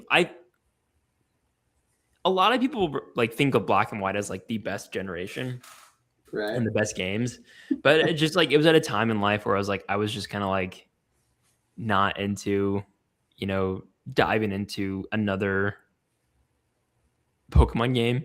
The problem with the not like saying which ones are better or worse is like we're all biased to some degree. Right, exactly. Like, it is literally impossible to be unbiased. Like everybody has nostalgia. If you like Pokemon, everybody has nostalgia for one game or another, or like you said, like a certain time in your life when you got in. Like everybody's biased, so it's tough. Yeah, dude. Though some games are worse than others. Like there are certain ones that's just like, this is a bad experience. Like I played Scarlet and Violet actually, and I made it all the way through. Like I beat the game. It was the first game I had beaten in years. But like there's interesting things about it. Are you excited for Gen 10? Yeah. I'll give. I mean, I'm not gonna buy it when it comes out because it'll probably have a ton of bugs. Like it's gonna be But like if I can get it cheap, like I'll play it eventually. I'm with video games, like I'm definitely a gamer, but like I wait for them to like I said, I'm like still working on Sword and Shield. Have you guys gone back and played the older games? Oh yeah, I'm like a real nerd when it comes to the old games. I nuzlocke them. I played Gen 1 and Gen 2. I nuzlocke them. I do ROM hacks, so I'll like randomize the Pokemon, randomize the starters. I'll do that. I'll do like speed runs on it. Like, I like playing old games a lot more than the new ones. The familiarity is just Kent gets it. It's I have an Ambernick, like a handheld like Game Boy that I go back and like you can mess with like the ROMs. Is it is it like one of those handheld emulators? Oh yeah. It's the best thing ever. You don't need a Game Boy. Like to buy the red and blue or like gold and silver actual cartridges. They're super expensive. Like you could buy bootleg versions, I guess, but like to download the ROM and play it on that, and then you have fast forward. It's just like so much better, like such a better experience. So they recently came out with the Fire Red and Leaf Green on Switch. And I got it and I started playing it, but like I don't know if it's just like the TikTok in my brain where I was like, I need more stimulation. So if you play it on an emulator, there's like fast forward button. Yeah. So you can just like fast forward through all the like the slow, because like legitimately those games are really slow paced. Like the walking, even on the bike or like the running. I know. It's slow. Yeah. So like you have to put it in fast forward. Otherwise, like you're wasting a lot of time. And like when you're old and trying to game, like the time you have allocated to video games really shrinks to where you got to get the most out of it. It's not the TikTok brain. It's I have other stuff I need to do. I have and like I've spent 3 hours and I'm only on like the second gym or something like that. Right. Like I play all those games at 2x speed, at least, sometimes 3. And it's like, sweet, I got 10 hours of gaming crammed into an hour and a half. Like, Dude, yeah. Scroll says, try doing a Soul Link randomizer Nuzlocke for Emerald. and we could not complete it. You Oh know yeah, what that is? Kaizo is like super. I think that's one of the hardest. So there's ROM hacks where the people that made them like make the games harder. Yeah. So doing a Nuzlocke is hard, but then Pokemon Kaizo for Emerald is like I think it's an even harder Mm, version of it. So that'd be really hard to do. jeez. So saying you couldn't complete it, that makes that's You're probably all right. Yeah. Don't No be one's judging. Well, we've been live for over an hour and a half. Anything else? Yeah, don't particularly have anything else to. I mean, I'm sure you could ask me some more questions. I could come up with some stories to tell you, but I. So I guess to end out, like what's next? Like we have, you know, you did a card show 2 weeks ago. Yeah, so this card show that's in the town that I live in, I'm gonna be doing it regularly now. So it looks like it's gonna be every other month. So that Okay. previously I'd only been vending maybe like 2 times a year, Okay. like just like picking my spots real like Yeah. what I want to do. And a lot of times it didn't work out very well, but this last one went so well that I'm like, sweet, like this is easy for me to go to. It's like 10 minutes away, Yeah. like quick drive. It's on a Saturday, so it's a doable day for me, and it's not like super long. Like it only started at like 9 and went till 4. Like some of these shows are pretty lengthy, so like it's a good time, good day of the week. So I'm gonna try doing this every other month, I suppose, and then yeah. Are the card shows that you go to busy? Like hit or miss. Honestly, though, the ones that aren't as busy are far better buying opportunities because dealers are like, yeah, you're probably not competing as much. Yeah, there's less competition, so it's just like you go up to a table. They haven't sold anything like anything big. Like maybe they have like 50 to $100 of sales on the day, and somebody comes up and is like, "Hey, I'll buy like $500 to $1,000 of your cards." They're gonna jump on it. They're gonna be like, "Yeah, I'll give you a good deal." Like so, a lot of times those slower shows are better buying opportunities. So yeah. Going to really busy shows is terrible for buying because there's so much competition that the vendor will be like, no, I'm not going to give you 95%. That person behind you, waiting in line, will buy it for 100. So there's no incentive for them to give deals. Man, that's crazy. Right. Now, any chance we'll see any content from you? I've thought about it.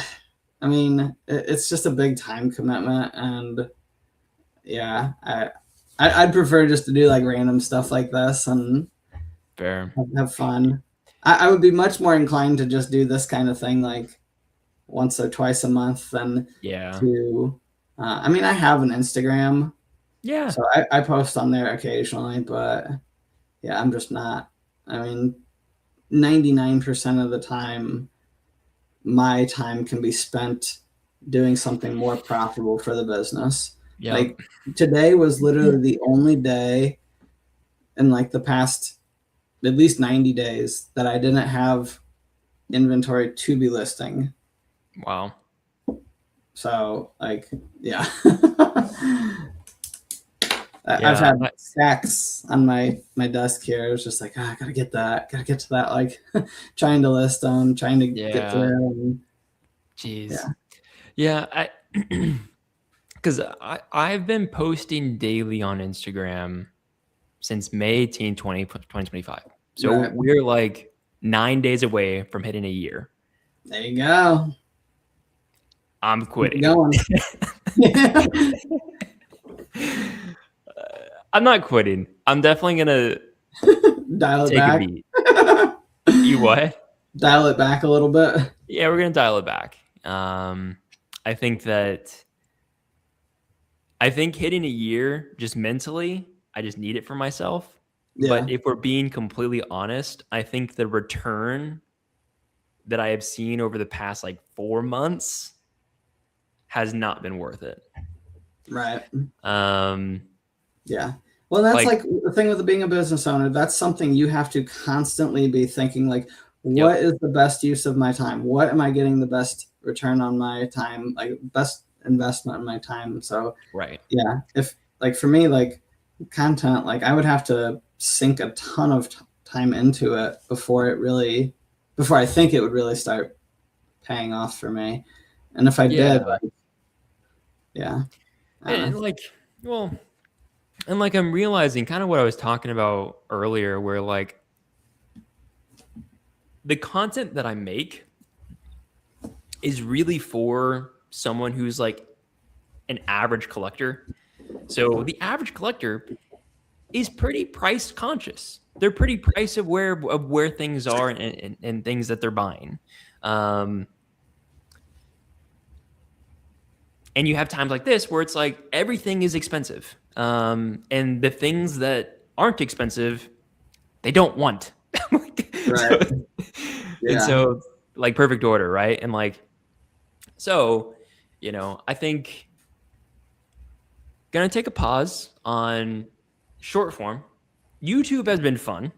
I'm not seeing as nearly much like traction with the videos, but I enjoy it a lot more, and it's honestly easier because over the past couple of videos, like I just like sit down, hit record, and just yap for like 10, 15 minutes. And like I don't hardly do any editing. And I've literally had people be like, why don't you edit? Why don't you put pictures of the cards? It's like, I don't care. It's not worth my time. Right. Yeah, go to my Instagram for that. Right. Um, Well, in something and like this, you could chop it up into like dozens of shorts and just yeah, like and I could do that too. Yeah, blast exactly. it. Right. And so, I think and with the YouTube videos, I talk a lot more about my experience with, the business, my thoughts on the market and the hobby and things like that. And I just think that the audience is a lot less price conscious. I think there's opportunity to have people that, are investing, and aren't afraid to drop, $15 to $2,000 on a case of ETBs of Prismatic, and so it's different audiences. I feel Right. like I did a good job of building up a good amount of people for, not necessarily the cheaper stuff, but like things that aren't astronomical in price that take a whole lot of commitment to go and buy.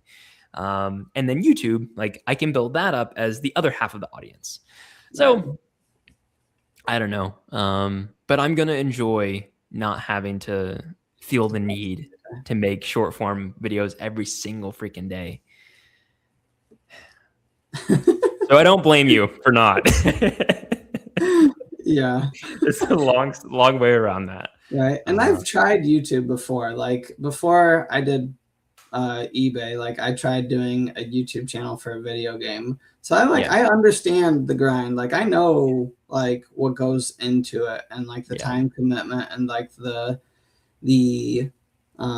skills required to edit and do all of the back end work before posting something. So like I'm hesitant because I know. Like, yeah, right. You know what you're getting yourself into if you decide to do that. And like I could totally do it, but like I don't have the faith in myself to do it for like more than a month. Like I could see what I think would happen if I tried to do it. I would do it and I'd get to like a month and be like, this is not worth it.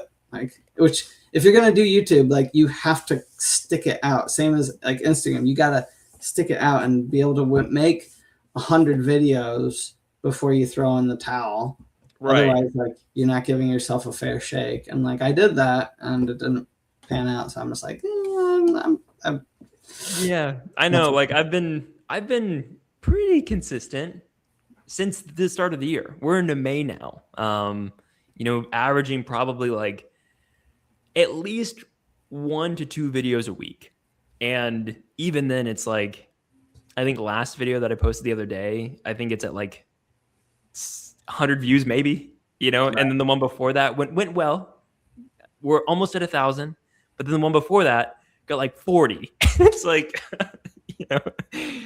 Yeah. It's tough. It's a Right. tough game. It's a It's grind. a saturated market. Like Yep. it's one of those things that you just gotta keep plugging away at. Like you got like 500 subs, right?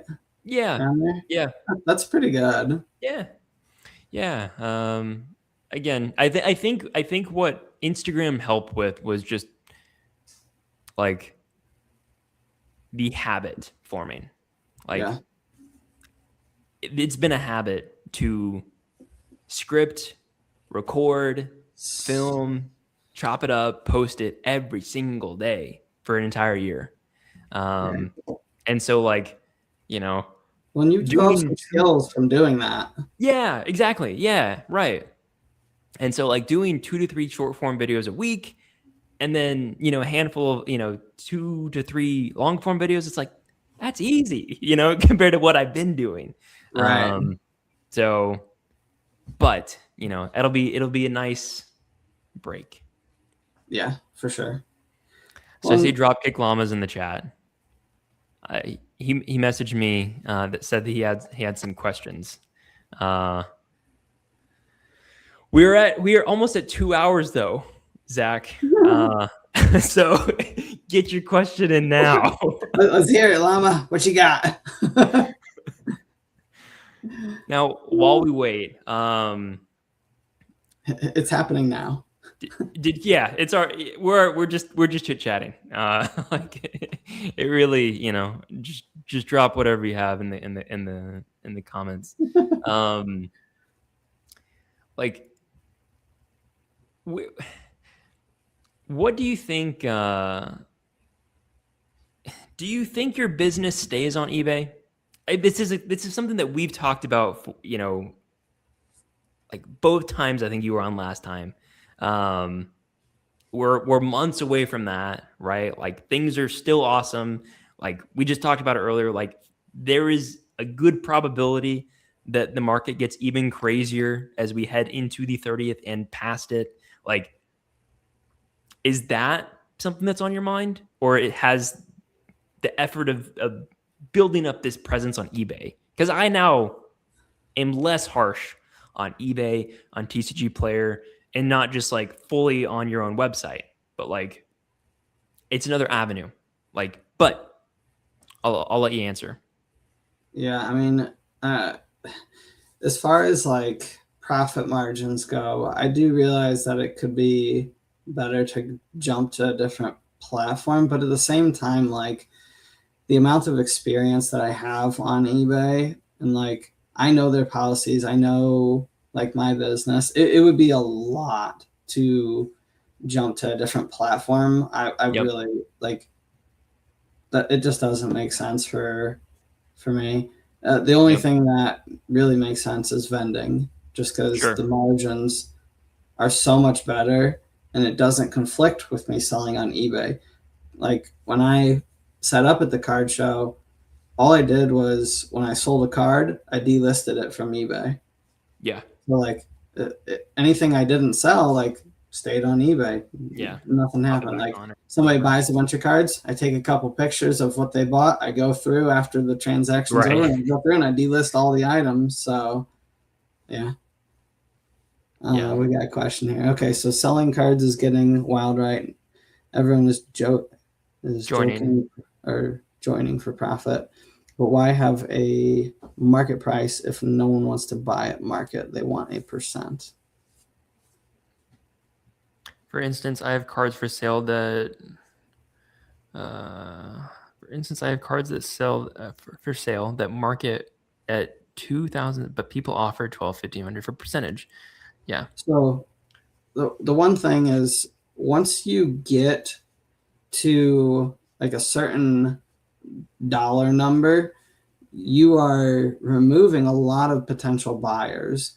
Not that many people have $2,000 that they want to drop on a collection. The people who do are doing it to run a business, not because they want to get the cards for their collection. And that's why a lot of people are cool with selling to vendors at 70%, is because if you were to go and sell those cards individually, maybe you get uh, uh, close to 100%. But like that takes a lot of work to sell those cards individually. For somebody to buy those at 70%, like they're only going to make 85% on it. So like it comes down to margins and percentages as far as buying goes, which yeah, it's a like numbers game. yeah, and from my experience, right, like it was kind of what I was just talking about. Like audience matters, and like as a business, it's like if I put something up on my site for $2,000, like Ken said, that percentage of people that are willing to pay that shrinks astronomically. And then on top of that, right, like you know, when I buy collections, like I do it, I don't want to say as a favor because it's not technically that, but like I am willing to give 80% of that collection, depending on what the items are, in one swoop. And then it's off their hands. Versus I cannot tell you how many times I see on the Pokemon investing subreddit, people will post their collector total and like, hey, I have $200,000 worth of Pokemon cards as singles. I'm ready to sell. How do I sell? And it's like, well, you're either going to be very busy over the next couple of years selling them at vendors, at card shows for, the 90% plus that you're looking for, if that. Or you are instead, let's make it a round number, $100,000 collection. You are then going to just get $70,000 because, and even then, right? Like, there's very few people. Like, I would not buy a $100,000. I say that I'm always buying. I will not buy a $100,000 collection of singles, even if they're the best slabs, PSA 10s, whatever. I'm not doing that. And so it's like, yeah. Okay. So there's a couple. The cards range from $2 to $115. Even a slab that is a 150, they want it for 100 for their own gain. The collecting culture, in my opinion, has been overrun by profit. Sealed is different. That will always rise. Do you want to comment on this, on the singles / raw / slabs kind of thing? Yeah, I mean, so the one thing with the slab is that saying it's like $150, like that's, I mean, the market price isn't always as like clear cut as that, because like maybe there's one that's sold for 130, maybe there's one that's sold for like 160. Like there isn't always a set price on slabs, and a lot of times it fluctuates. But also, like if you were to sell that card on eBay and get full market for it, so like say it sells for $150, like you're only profiting a certain percent on that. Like you're only going to get like $125 is what's going to hit your bank account if you sell eBay that for fees and things. Yeah, if you sell that card for $150 on eBay, you're only getting $125. So like that's what a lot of these people who are willing to buy are taking it on for at like the $100, because they're thinking, oh, like I'll make $25 on it. Like they're not going to offer you 125 for it, because that's a waste of money. Like they're gonna be lucky to break even. So it's got to be something that's like worth their time. And then yeah, like sealed, that's sealed is a little different. Like people will definitely take it on at a higher percent just because people know it goes up. So yeah. Yeah. And again, it goes back to like the buyer, right? Like there is someone that wants, the collection that you have, but that's why, like,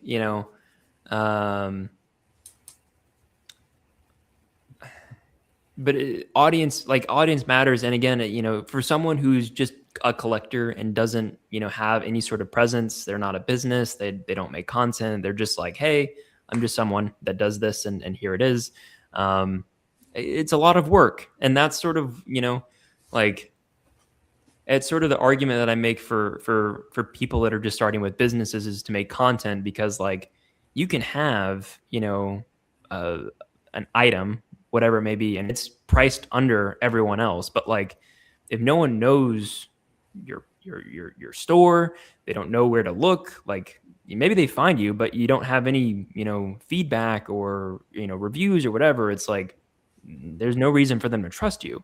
And so, and again, I'm not saying it's impossible. I'm just saying that it's a lot harder to then try and sell something for the price that you're looking for without any feedback or an audience that you already, have. How did you turn Pokemon into a brand instead of just a hobby? Corsby, do you want to go for how you turned it into a business? Yeah, I mean, so I've been on eBay selling for like 5 years now. The first like 2.5 years was just a hobby. Like I was just selling what I could around the house to start off with, and then like video games, electronics, and then I had like sports cards, Yu-Gi-Oh cards, and then eventually a buddy sold me his Pokemon collection, and it sold well enough to where I was like, oh man, like I need to start buying Pokemon to try to sell it. So over time, it turned into a business. It was not something that I set out to be doing. It just like I'm a stay-at-home dad, so I have free time around the house, and the eBay business fit my schedule. So yeah, I had no intentions of it growing into the business, but it presented itself that way after a few years. Yeah, and our routes are a little different. Like I did do this to make money. Like I'm just being honest. Like up till I remember, ripping a ton of like Paldean Fates back in early 2024 and just being like, this was really fun. But like what next? Like, like it was at a time when like my career was sort of settled. Like I wasn't shooting for anything more. Like I was just kind of doing my thing. I lived alone at the time. My girlfriend was long distance. So like I had a ton of free time. And like it was right around the time that I was ripping Pokemon packs a ton, and I finished Scarlet and Violet video game. So like all of my YouTube content was Pokemon stuff. And I ran across a video by Brian Pokey&E, binged his content around creating a Pokemon business. And I was like, you know what? Maybe I could just introduce a little bit of anxiety into my life and start my own business. How could I make this a little crazy? Right.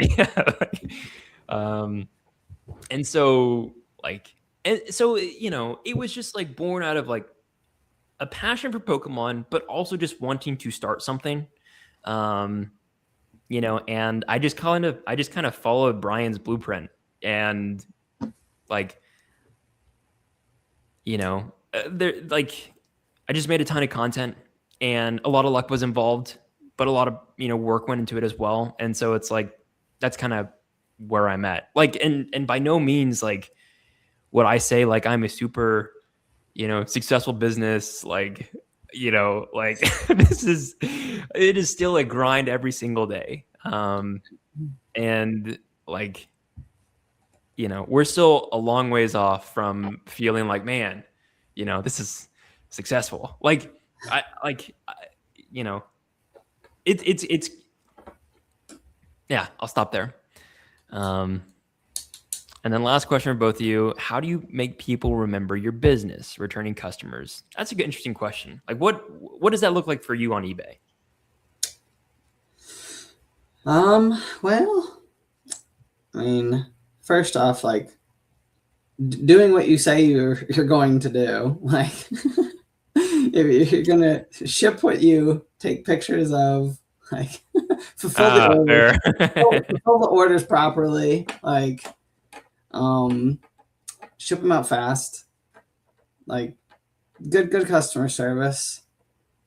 Yeah, I mean, I try to ship orders the day that I get them. Like, I get an order, I pack it that night, ship it out the next morning. As far as good. Do you add anything to your orders? Like, no, you're okay. I'm I had a business thought about card. it. You what? I thought about business cards and Yeah. that kind of stuff, and yeah. I had business cards. I try and add a very quick handwritten note, and then I ran out of stickers like a month ago and just haven't restocked. But like I've gotten really good feedback about the handwritten notes.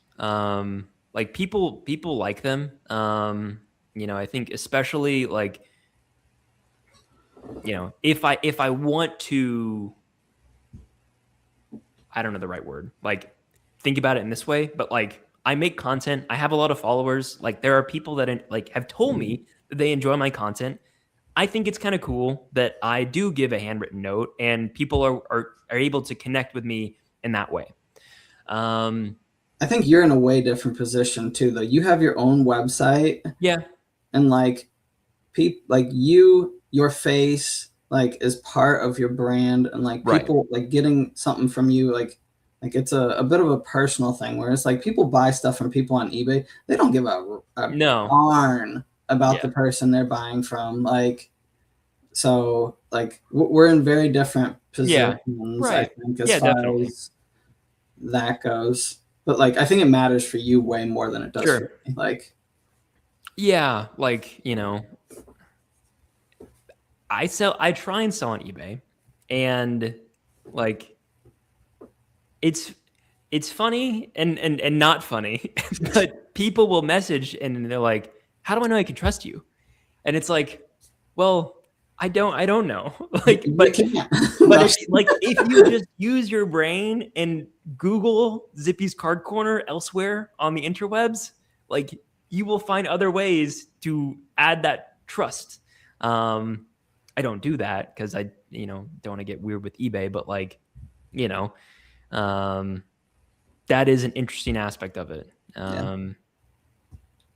So yeah, like it doesn't matter as much. Yeah, Llama's right though. Packaging is huge. Like packaging the items properly, giving like every card I send with like penny sleeve, top loader. If it's more than $20, it's in a bubble mailer with cardboard. Like if it's more than $100, it's got bubble wrap or in a box. Like packing things. Like I've bought stuff off of eBay and it shows up woefully underpacked, and that's just like not a good experience. Sure. So yeah, packing sufficiently goes a long way. Handwriting is flawless. I appreciate it. I'm one of them who enjoy it. I do think like I've gotten good feedback from people that do, and so I think like how do you, just to finish off the question, how do you make people remember your business?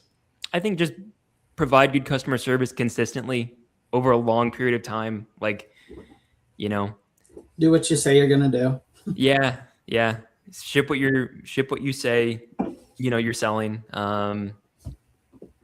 Like, I think I have like